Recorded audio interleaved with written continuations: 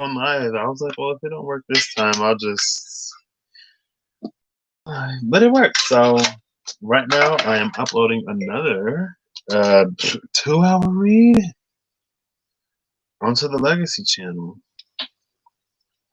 It went a lot longer than I thought it would. That's why tomorrow I'm only doing one card. Now 2 cards came out, but then I had an extra deck, and then it led me to 4 more cards. So, boom, keeping this short and sweet. Using the Diceology deck, just gonna see what is up. This is a deck I kind of want to use more of. It's a little bit more open, so it allows me some flexibility, which I like. It's a little less defined, or more open to interpret. So let's see what's it. Diamonds, a forced uprising, an ancient word that stirs ancient things to life. Whispered. I thought about that last night or earlier today. Between the night and the day, I get mixed up because I've been staying up later. Maybe it was yesterday, but an ancient word that stirs ancient things to life, whispered, just like popped into my mind at some point. Maybe it's because of the tarot apocalypses and its messages, because some of them be deep, a lot of them be deep, and I love it. Um, I'm looking to see what these numbers mean. Oh, they're probably still yellow. If they're yellow, then I won't look. I don't know if I fixed the Diceology page yet. Yep, they're still yellow, but these I can see. So 38. Oh, and it's literally right here. No, it's the 3. It's the 3 of realms. So that's like a 3 of pentacles, 3 of earth energy. This is the 2 of diamonds. So that's interesting. Excuse me. So there's a 2 and a 3 of realms. Excuse me, energy. There's also the element of air, the root, the throat, Leo, and the hermit.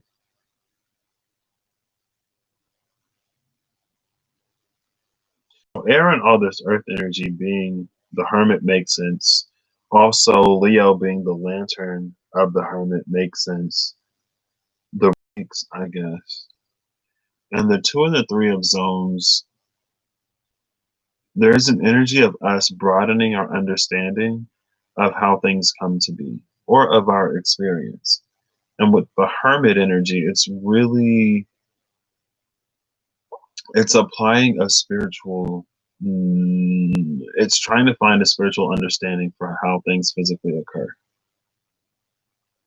It can, depending on limitations of our understanding of the physical world around us, it feels a little bit of like a mythological energy about how, and it's almost like an animism type of feeling,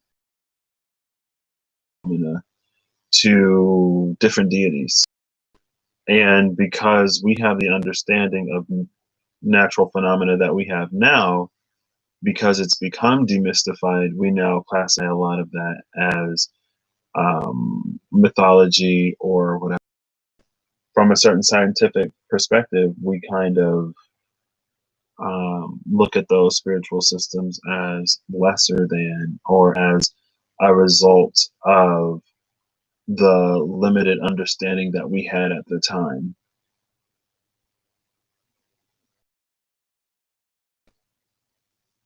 It's almost this energy of like, just because we've come to understand the natural forces that lead to those natural things, make the stirrings or the creations of them any less spiritual or majestic. It reminds me of, there's a show I was watching, and Who was it? Or what was it? I don't remember. And they were like, wait, this is real? Oh, Fillory. It's like Narnia, right? We have Narnia, they have Fillory. It's like finding out that Narnia is real. It's an actual place and not just a children's story. Um, and she's like, yeah, Fillory is real and Santa Claus is real too. Like I met him. And Santa Claus actually comes to help them. She found Santa Claus when she was in library jail. If you look at the library as Akashic library, and I guess what has been lost because of things that we file under fiction. Um, it's like we still have the stories and the concepts of them, but the actual influence behind it has been lost. But with this, it's like it restores it to its former name, maybe not something by a name that it hasn't been called in a long time, and it re-energizes it. It's like in Coco, there are quite a few cultures where they remember and honor the dead because once they are forgotten, then it's like their essence disappears from this plane forever. And so that's why they hold these practices of remembrance to keep them alive in essence. And so it's like something that was forgotten is from the realm beyond this one. And it's remembered. So it reappears? I don't know. Cause in the movie, they were like what happens if like you're forgotten about? They were like, we don't know. And I'm not the type of person that I feel like movies and films can inform certain things, but it's not the role of a movie to inform everything. It can reveal certain things, but anyway, anyway.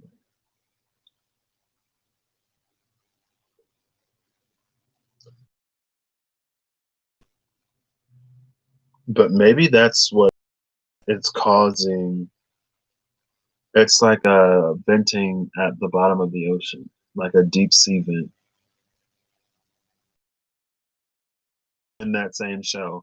In that show are magical creatures who etch into the ocean floor runes and magical symbols that keep, and when the Kraken is released, it to prevent whatever would happen to release that Kraken.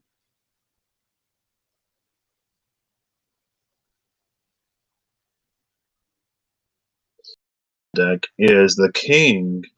I the king of diamonds, a bell that brings the physical and intangible into harmony as it pulses out into the universe, collision or cohesion.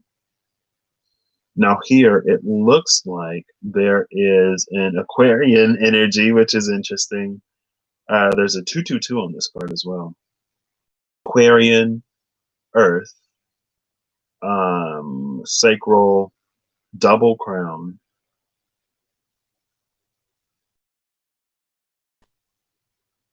Hold up. Is that a Hierophant? It may be a Hierophant energy. I could look it up. It's either the Hierophant or I'm pretty sure. So looks like Hierophant,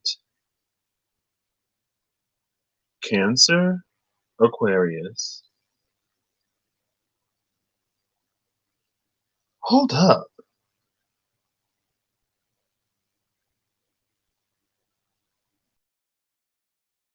Aquarian. It's Justice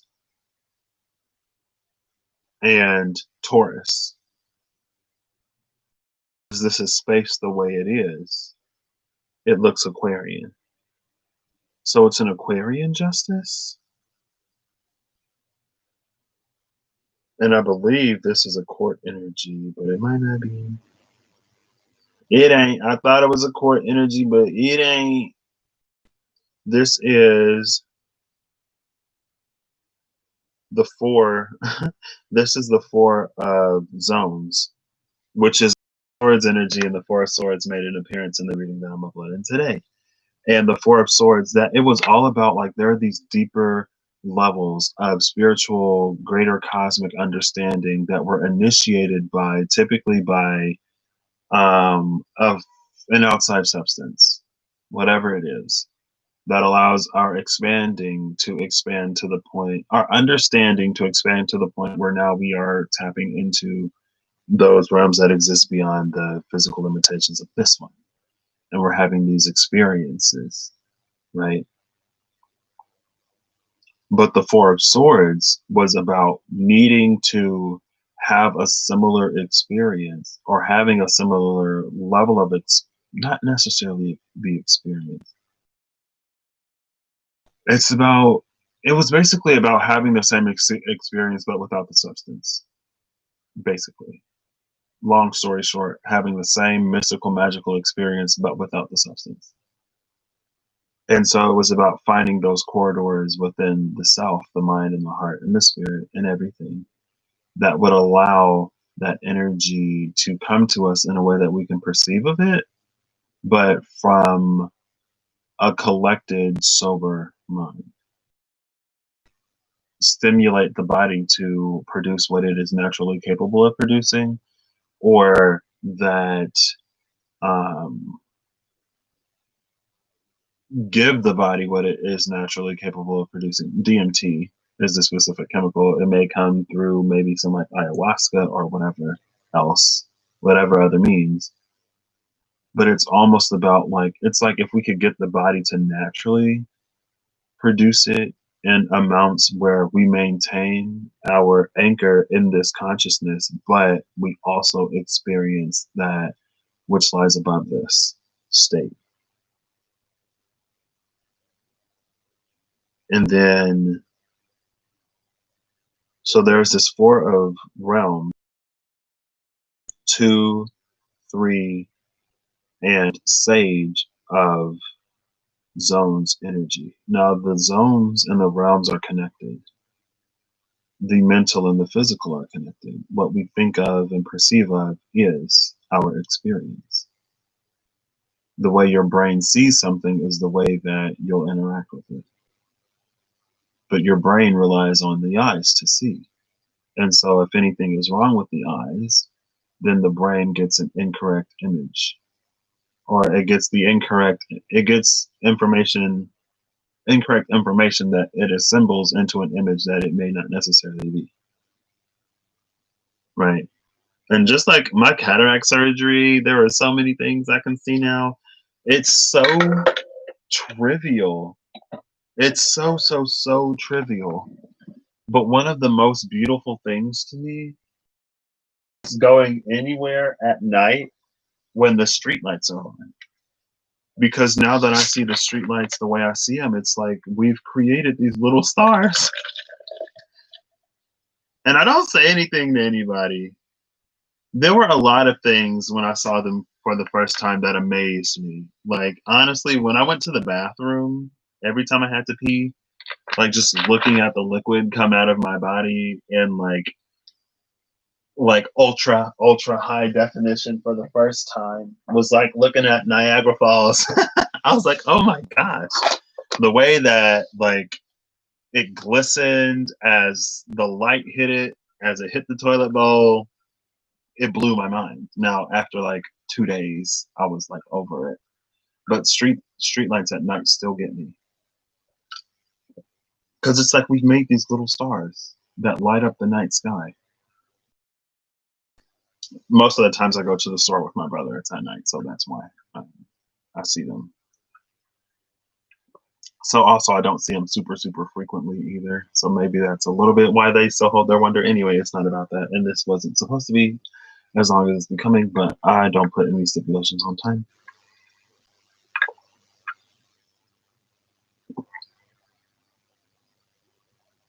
So there's a 2, a 3, and a 5.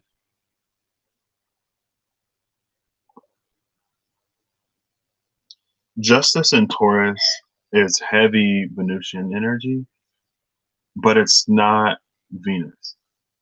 It's the feminine side of Venus through Taurus. It's the masculine side of Venus through Libra's rulership of, or Libra's correspondence with the Justice card. And so there's a hidden Venus here that didn't come as itself. So again, it's like that, you know, we have the concept of justice. We associate it with the sign of Libra. We recognition of the constellation of Taurus, and we attribute those things to Taurus, just like justice we attribute to Libra. But the goddess Venus is absent.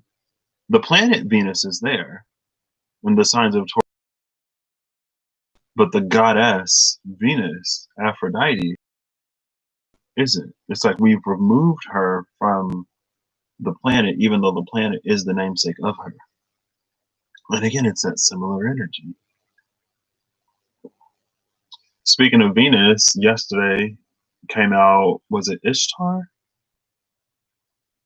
Or I think it was both Ishtar and Hathor. No, not Hathor. Inanna.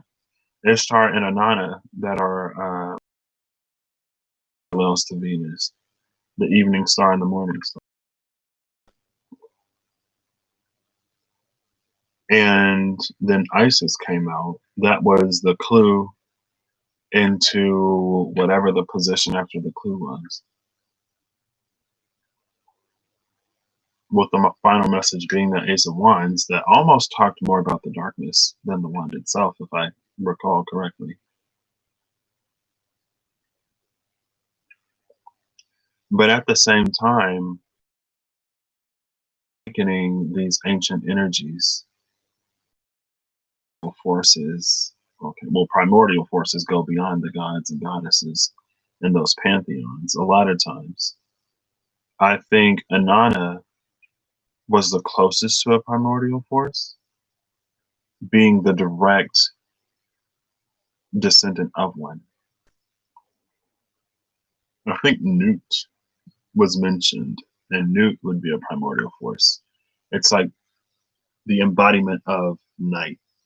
And I talked about, or I mentioned, one of the primordial forces, Thanatos, in the read that's currently uploaded to the Legacy channel, where he is the personification of death.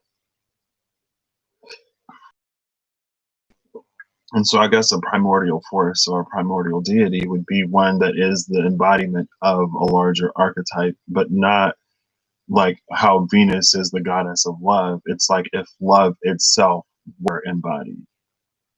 And we say that God is love. Or it would be through that context or through the space of this conversation, the primordial force of love. But love being, it's like what's primordial? Well, no, I think that's kind of sort of what primordial means by definition. Because love, it influences many other forces. Just like night influences a lot of other forces. Like fear and shadow and mystery, things that are just like love births a lot of things. But love and night aren't necessarily the same. Right? So you can't necessarily say, at least in the human understanding that I have,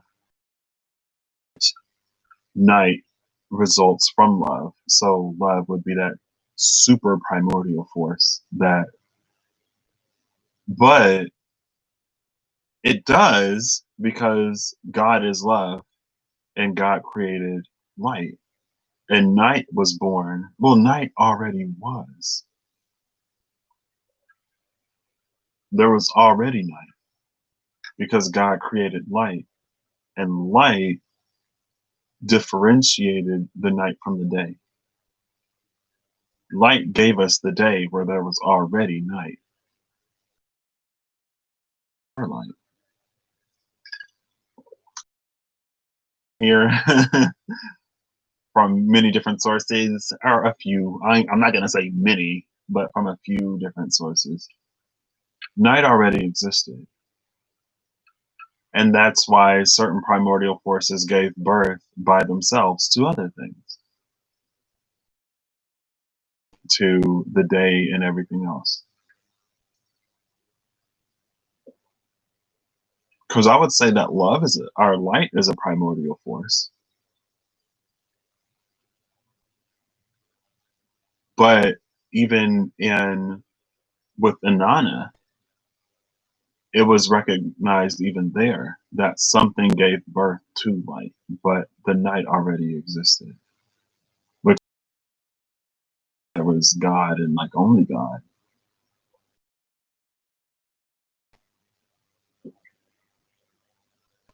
And so I guess God would be the culmination of,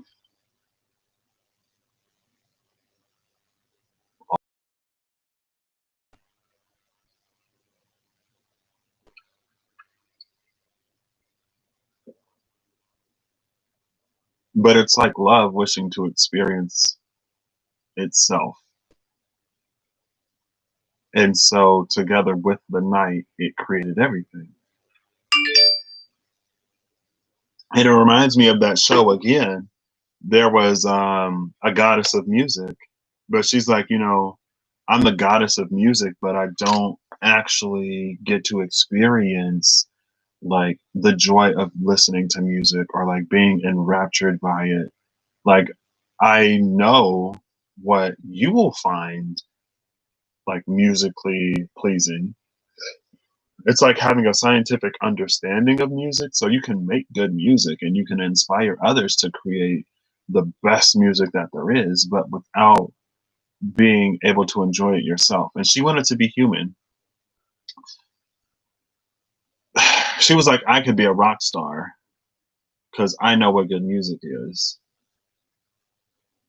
So maybe it was just the fame that she wanted and not necessarily the enjoyment of experiencing music. But anyway, why did I talk about her? Because she was that energy, but she wasn't able to experience it. And so maybe like the energy of love, like knew what it was because it was, but it wasn't really able to feel or experience it. And so together with the energy of night, it gave birth to everything, ultimately so that it could come to know itself. So in seeking it, we seek ourselves and all of our truth and authenticity. Right? It's like we kind of predominantly align to the light, but as we come to know and appreciate archetypal primordial love, so too must we come to respect archetypal primordial night or dark. And there's more to the dark than the scary things. And it's like where love and night or dark intersect, that's where miracles are born. Those amazing, wonderful, life enhancing, earth moving experiences of just bliss and joy and love that completely surpassed our ability to comprehend or understand. Like when they happen, where do they come from? They come from the night. They come from that which is unseen. They are birthed from mystery, but they're not scary or bad. It still falls under night. Everything is night until it comes to the light, until you experience it.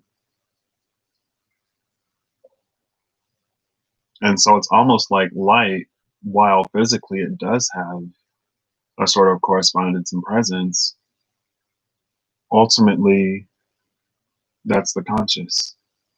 It's what we know, it's what we can see, what we can perceive, what we can experience, taste, touch, or feel. And that's maybe that Taurian energy here with the senses.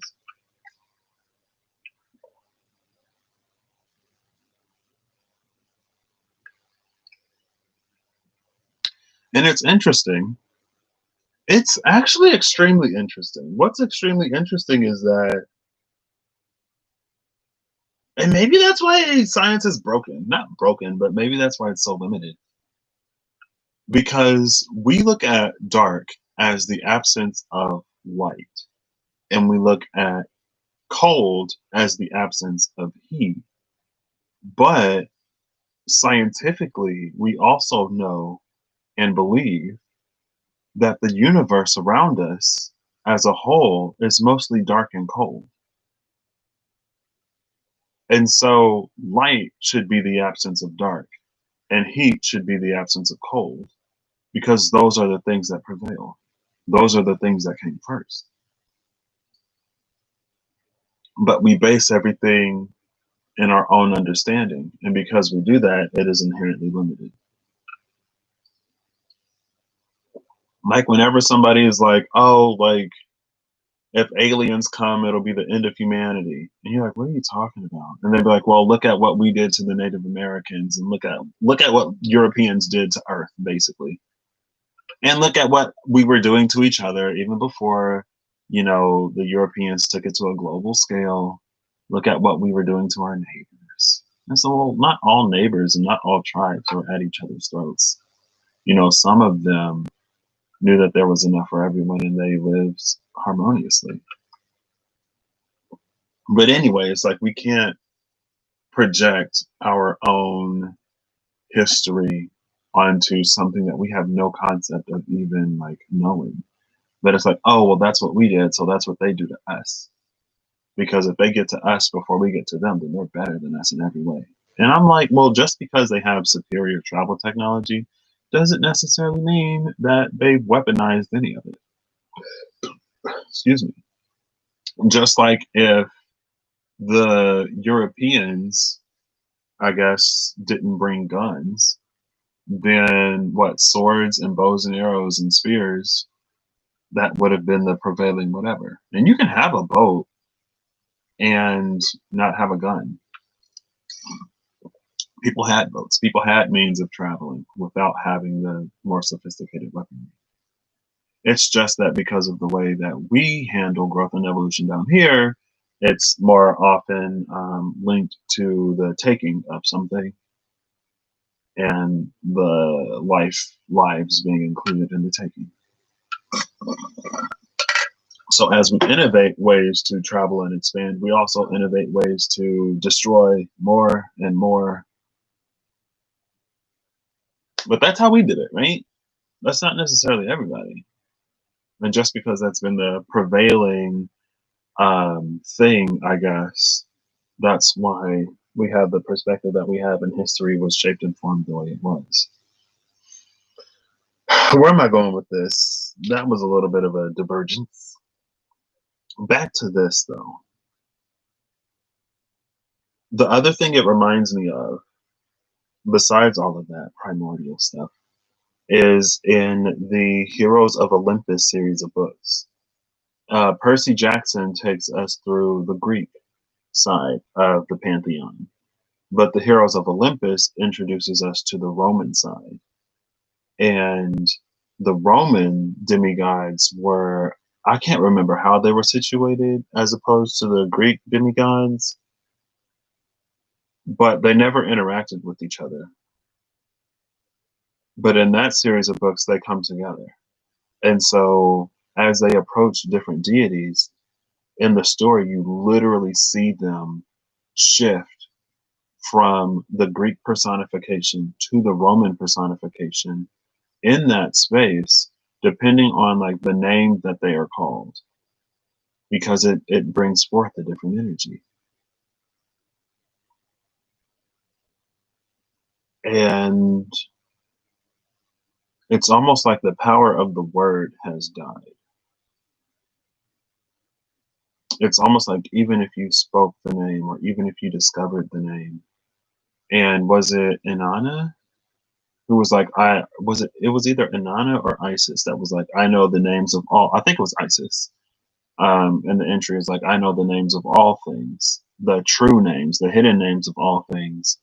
And through that, I am able to manifest whatever. And I know in a few systems of belief, and I've even seen it in some books echoed there, that if you know the true or the hidden name of something or someone, then you get like absolute control over the person or thing.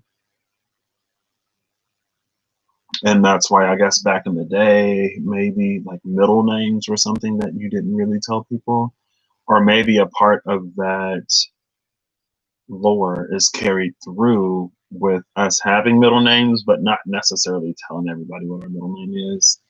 Like everybody don't necessarily need to know what my full name is, but I mean it's out there. If you really wanted to find it, you could. I mean, I just showed my degree, and I believe it's on my degree, so it's really out there. That's my old degree, though. I'm still waiting on my new degree to come in.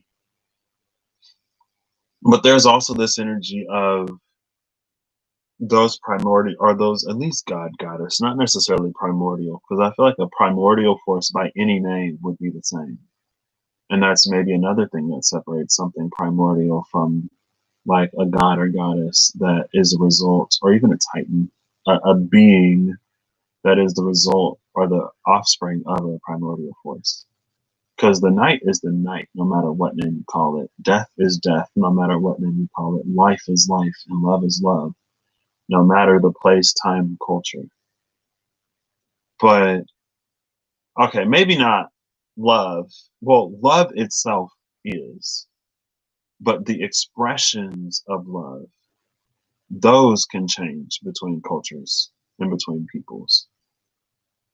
So there's like primordial love, and then there's like, the filial, familial, platonic, romantic. What's the other one? Agape, all them other different branches of love or whatever. So there is a primordial love that is all of what it is, but there's also other kind of loves, because love is one of those things that's relational, just like night.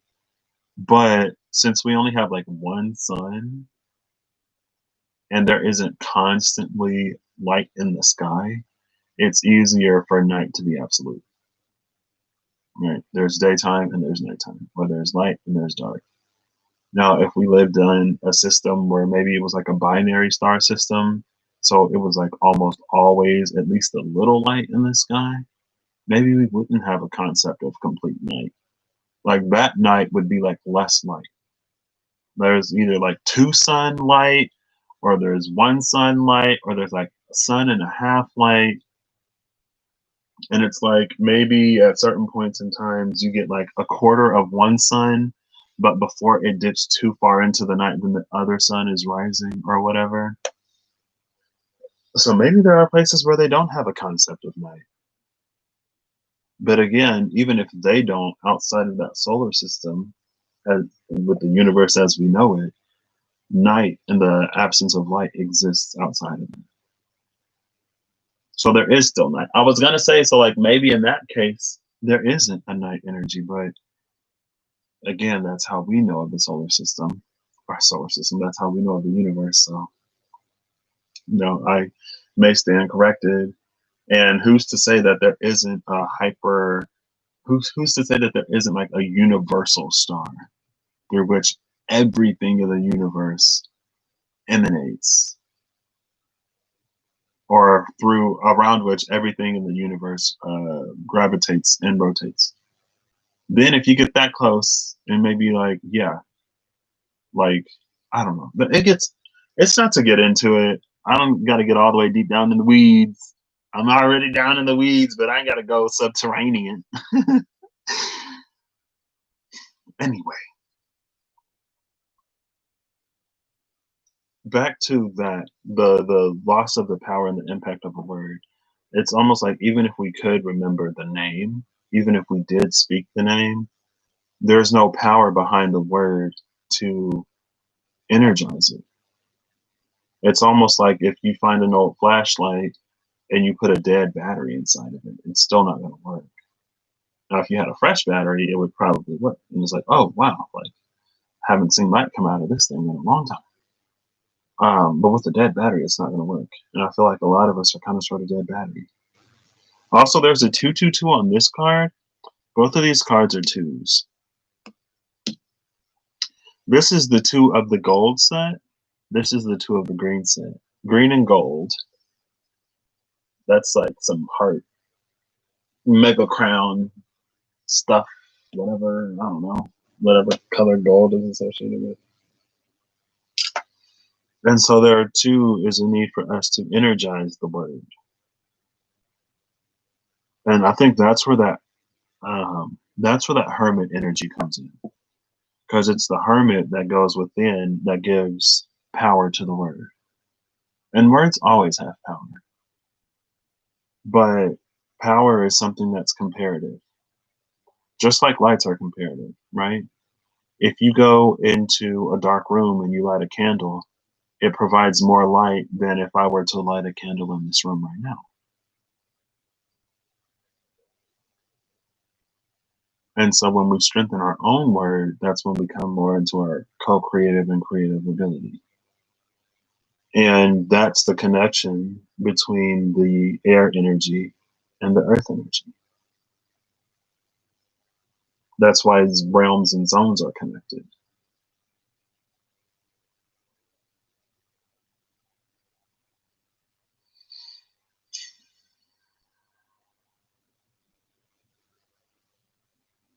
And I think that's where I'm going to end this. Yeah, just an interesting thought experiment or some things to think about. I don't think I necessarily have to go too deep into this one. I don't know what this is in regards to, but it's very human to be like, oh, I understand this, so it's not anything magical or wonderful or spectacular. And it's like there are certain things that I know to transpire or that I know will transpire. And when they happen, I'm still like, oh my gosh, can't believe that happened. I want to get one more of these though. Am I being greedy at this point? Just like one though. Ooh, the Ace of Diamonds. So another diamond. Chain links, a divine codex, an arrow that pierces the heavens and breaks the clouds. 35, 7, 9, 7, 2, and 4. 37 might be a court energy. And look what's at the bottom of the deck still. There's the Ace of Clubs. The King of Diamonds. So King of Diamonds still at the bottom. Love that.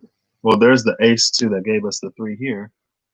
So the 35 might be the Sage of Essences. Let's see. I'm hopeful. No, wait. Yes! 35 is the Sage of Essences. So we have the Sage of Essences energy here, the Sage of Realms energy there. The Sages are kings, Essences is water, so it's a King of Cups energy, which is fitting because that's Scorpio. And the Eight of Pentacles yesterday held the 8th, or the day before yesterday held the 8th Pentacle on the Legacy channel with Mithra and Mithras, and it was all about that hidden 8th gate of ascension and awakening.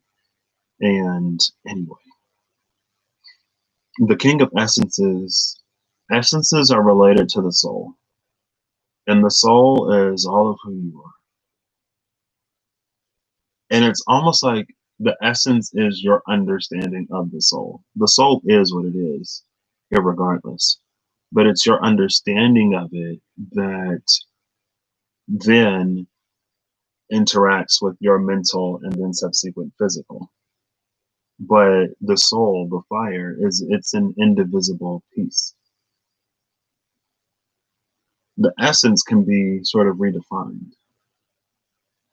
Now, the King of Essences is, or the Sage of Essences, and the Teacher of Essences are, I think that's well, that energy is the closest aligned to the truest nature of who we are at a soul level. But still, even with the King of Essences, it comes in or it's filtered through our current experience.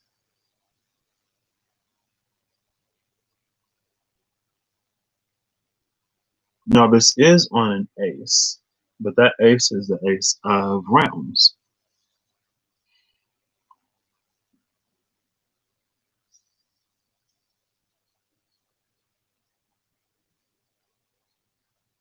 The arrow that pierces the heavens and breaks the clouds is an energy to me that restores power to the voice.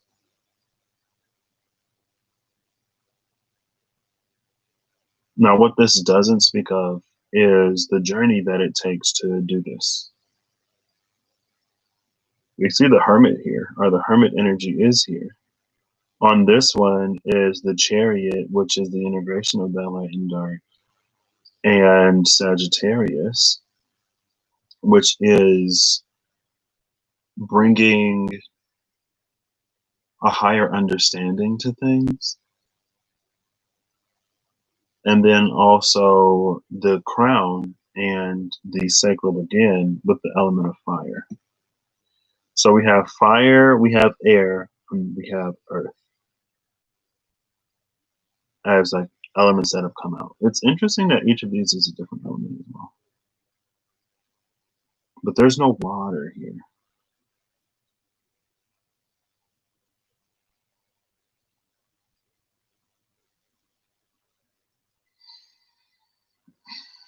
Chain link speaks to cause and effect, how one thing begets another. The divine codex probably would contain all of the hidden names.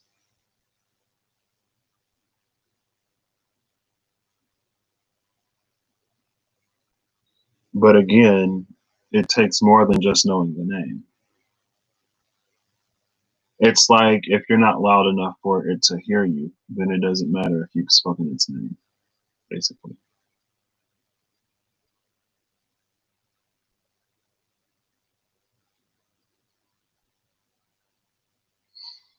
Hmm.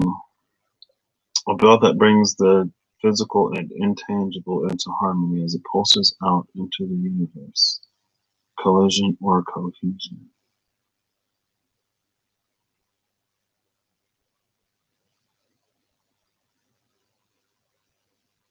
What did that add to this? Nothing really. So I could have not pulled that ace of diamonds. It's not, it doesn't take away anything. And I guess it did give us the Sage of Essences energy. But honestly, it's like to interact with any of this. Like, you would have to be a Sage of Essences. And, like, the King of Diamonds, Sage of Realms energy is already here. And for anything to happen in the earth, it has to already have been set into motion in the fire, the water, and the air. Now, the fire and the water sometimes can occur in ways that we're not, or it can happen in ways that we aren't necessarily exactly responsible for causing, or we don't have as much interactive control. But when it comes to the air, to the mental, to the way we perceive it, that is where we exert a lot of our effort. I guess that's the plane in which we can really influence. Right? It's like we're moved by spirit. We don't really move spirit.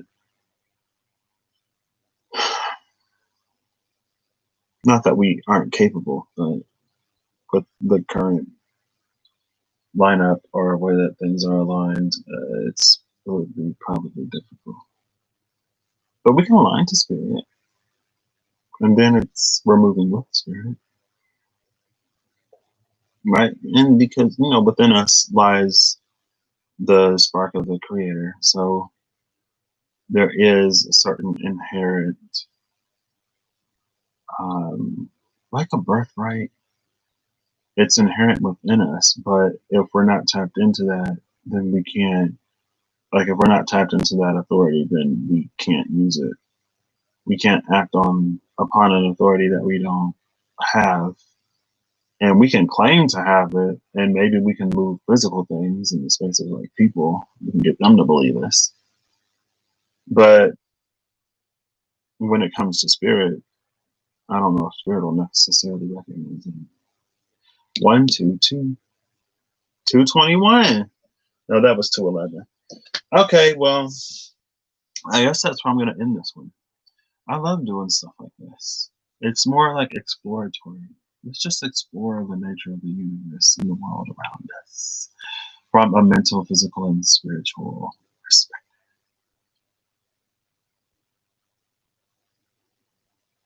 I wonder what happens when we remember our own names.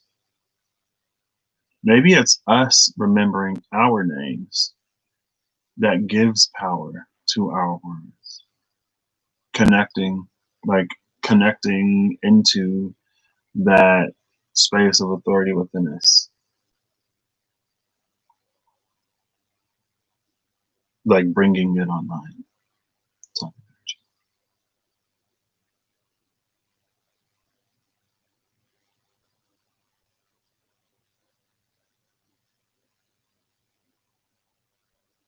all right, well, that's this. That was interesting. That's what this channel will be for. This is a channel for me to just explore. 3 of clubs, on the cusp of realization, a shared vision, and a quickening. I love that on the cusp of realization came out after I was like, maybe it's for us to discover our own names and to call ourselves by our name, to remind ourselves and to really wake us up. Patrick. Hey, maybe that's it though. Maybe it's like, what if I'm just going along here, but I said Patrick and I was like, well, what if that was like actually it? Like, what if that was my name? But because I don't believe it, I don't speak it with the power and authority of someone who calls someone by their name. And it's not that I don't believe it, but I don't necessarily think it's Patrick, right? So it's like, well, what if like the lady in Rumpelstiltskin hadn't guessed Rumpelstiltskin, but it's like since she guessed his name, technically she didn't know his name, and so she still had to forfeit her child. And it's the certainty of the voice, or I guess the certainty in which we speak as well. And again, that goes back to knowing more than just the name. Because anyone can take a name or claim a title. I don't know. All right, that's what I got. I'll talk to y'all later. Maybe it'll just be more like this. I can't believe it's been like 50 minutes. All right. I hope you have a good whatever whenever you see this. Whenever you come across this, if you're not having a good whatever, I hope you have a better whatever soon. And a sooner, or in a soon to come whenever. I hope you have a better whatever. Maybe that's how I'll start signing off. In a soon to come whenever, I hope you have a better whatever.